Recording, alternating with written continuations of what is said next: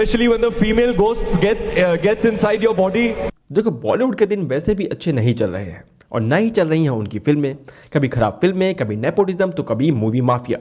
कोई ना कोई टैग बॉलीवुड पे लगता ही रहता है और ऊपर से हमारी ये सो कॉल बॉलीवुड स्टार्स। जी हाँ, मैं बात कर रहा हूँ रणवीर सिंह और उनकी रिसेंटली कांतारा कंट्रोवर्सी की।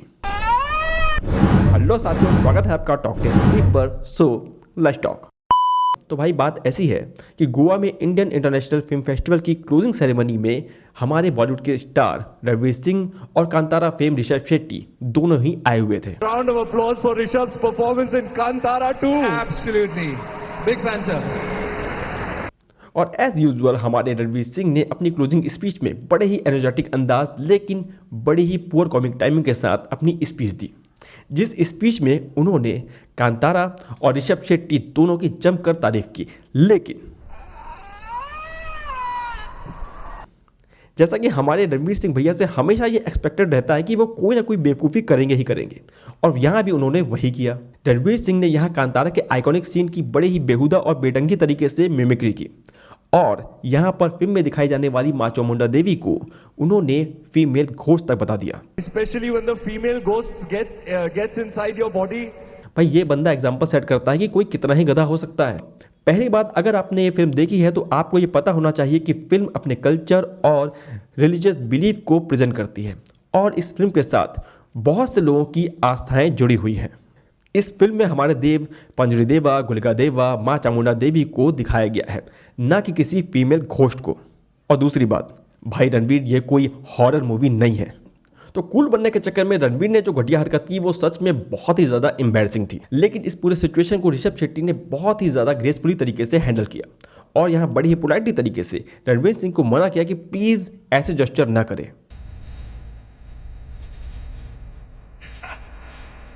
लेकिन हमारा ये भाई जब तक जोकर गिरी नहीं करेगा तो क्या करेगा। बंदा वापस स्टेज पर गया और ये सेम मिमिक्री बड़े ही बेहुदा तरीके से वापस की। वहाँ बैठे लोग भी सोच रहे होंगे कि भाई ये क्या ही कर रहा है। अरे मत कर भाई, अच्छा नहीं लग रहा है। भाई आप यहाँ ऑडियंस में बैठे लोगों को देख सकते हो कि लोग कितना ज़्यादा ऑकवर्ड फील कर रहे थे। कहते हैं पूरे बॉलीवुड में एक ही स्टार है जो गले लगता नहीं गले पड़ता है। जी हाँ, उसका नाम है रणवीर सिंह। भाई इस घटिया हरकत के बाद भी यहाँ नहीं रुका और ना ही इसे कोई रियलाइजेशन था कि इसने किया क्या है। इसके बाद इस बंदे ने ऑन स्टेज ऋषभ शेट्टी से ये कहा कि कांतारा 3 में उसे कब कास्ट कर रहे हो। Want to see me in Kantara 3? Tell this guy. भाई ऋषभ शेट्टी भी बैठा बैठा सोच रहा होगा कि मैं तुझे क्यों ही कास्ट करूं, और ऋषभ शेट्टी ही क्यों, कोई भी तुम्हें क्यों ही कास्ट करे।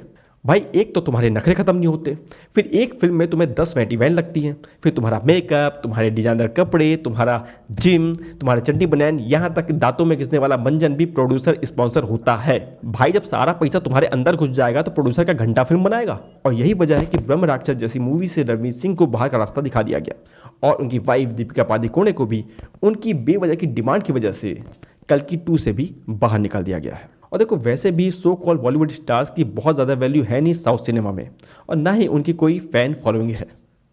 वैसे तो फैंस तो अब यहाँ भी नहीं है।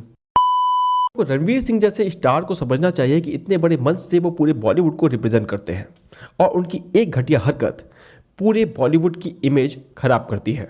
क्योंकि रणवीर सिंह की इस घटिया हरकत से फैंस भी बहुत ज़्यादा नाराज़ हैं और उन्हें भर भर के गालियाँ दे रहे हैं और यहाँ तक कि लोगों की भावनाओं को ठेस पहुंचाने के लिए उन पर पुलिस केस तक हो चुका है। हालांकि रणवीर सिंह ने सोशल मीडिया पर पोस्ट करते हुए इस पूरे इंसिडेंस पर अपनी माफ़ी मांगी है।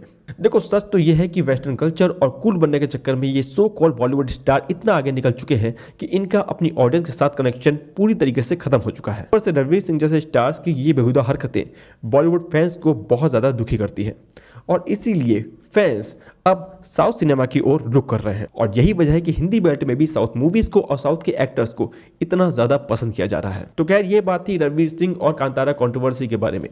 आप कमेंट सेक्शन में मुझे ज़रूर बताएं कि आप इस इंसिडेंस के बारे में क्या सोचते हैं और जाने से पहले वीडियो को लाइक, सब्सक्राइब और शेयर करना मत भूलिएगा। Thank you.